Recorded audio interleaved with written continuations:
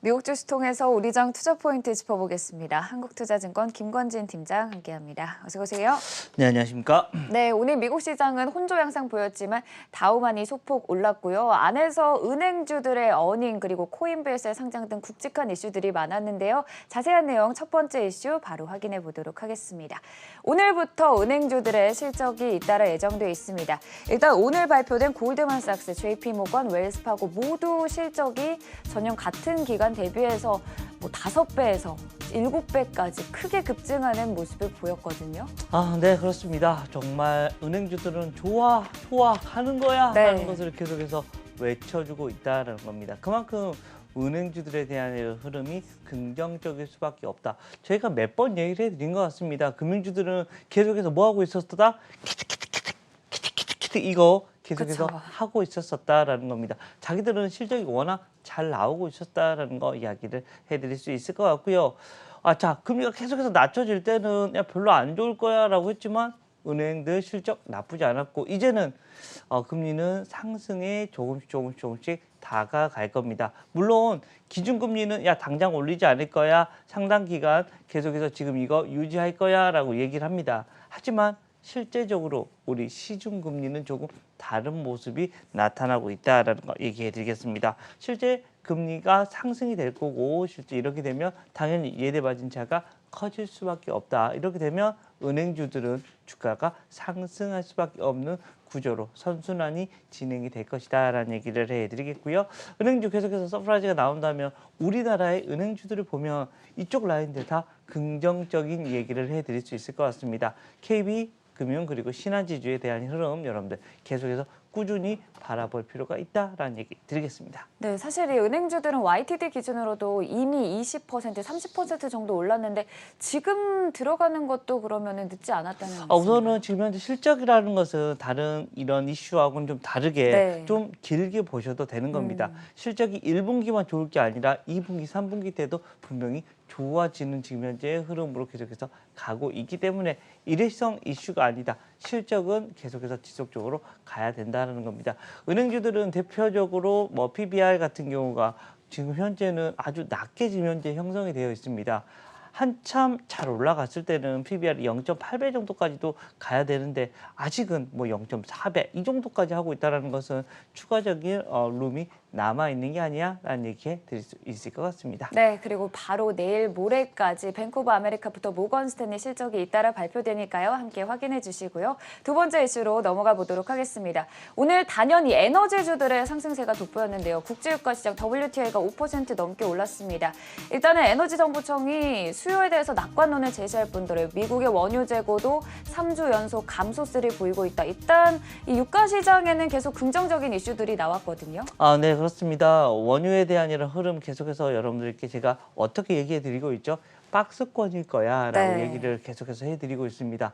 70은 올라가기가 어려울 것 같고요. 계속해서 60달러 언저리 그러니까 네. 60달러에서 아래로 내려가면 유가 상승을 할 수 있을 건데 라는 이런 베팅을 하시면 될 것 같고 지금 다시 또 63불 정도까지 올라왔다라는 것은 여기서는 추가적으로 올라갈 수 있는 게 70달러 언저리까지일 겁니다. 여기서 갑자기 중동에서 전쟁이 나거나 이러한 공급적인 쇼크가 있으면 올라갈 수 있습니다. 하지만 그런 일이 없다면 이 정도에서 당분간 유지가 될 확률이 높아 보인다라는 그럼 얘기 오히려 이 해드리겠고요. 60달러가 깨지면 그때 매수하는 것이 또 도움이 될 수 있겠네요. 그렇습니다. 지금 현재 60달러 언저리를 좀 생각을 해주시고 60에서 70 사이 왔다 갔다 하는 모습이 당분간은 네. 지속이 될 수 있을 것 같고요. 지금 에너지 관련된 주식들은 그러한 식으로 대응을 하시면 될 것 같습니다. 오늘 같은 경우 에너지주들이 가장 많이 미국 시장에서 올랐기 때문에 SK이노베이션이나 SO일 같은 종목들 여러분들이 바라볼 필요가 있다라는 얘기 드리겠습니다. 네, 유가 시장 당분간의 60달러 선에서 횡보할 것이란 전망 말씀해 주셨고요. 빠르게 세 번째 이슈로 넘어가 보도록 하겠습니다. 골드만삭스가 구리가 석유를 대체할 것이다. 앞으로 1,100달러까지 목표가를 상향했습니다.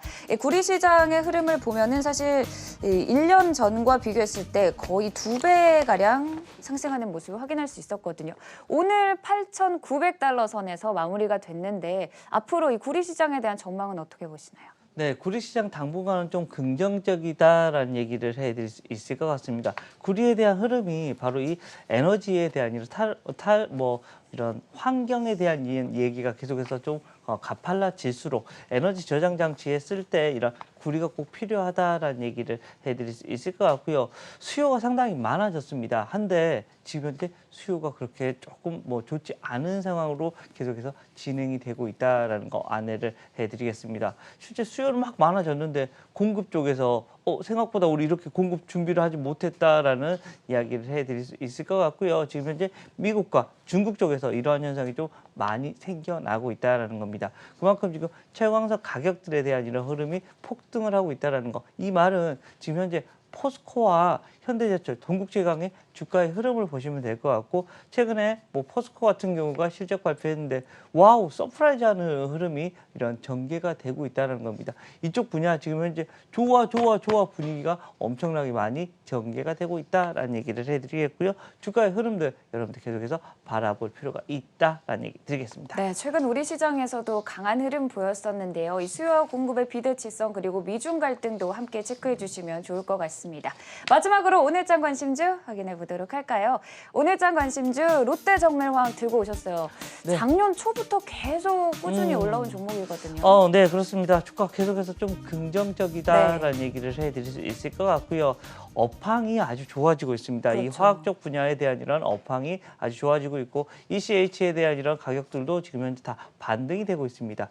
원자재에 이런 관련된 이런 종목들이 원자재가 상승을 하면 어떻게 생각하시면 되냐면 기업의 이익이 증가를 한다라는 얘기를 해드릴 수 있을 것 같습니다. 업황이 지금 현재 그러한 식으로 진행이 되고 있고요.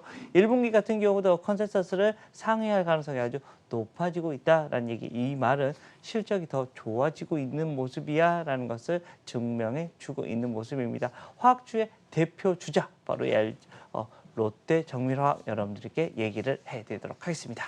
네, 업황도 좋아지고 있고 실적도 호조를 보이는 롯데정밀화학 상승 요인에 대해 얘기 나눠봤고요. 지금까지 한국투자증권 김권진 팀장이었습니다. 고맙습니다. 네, 감사합니다.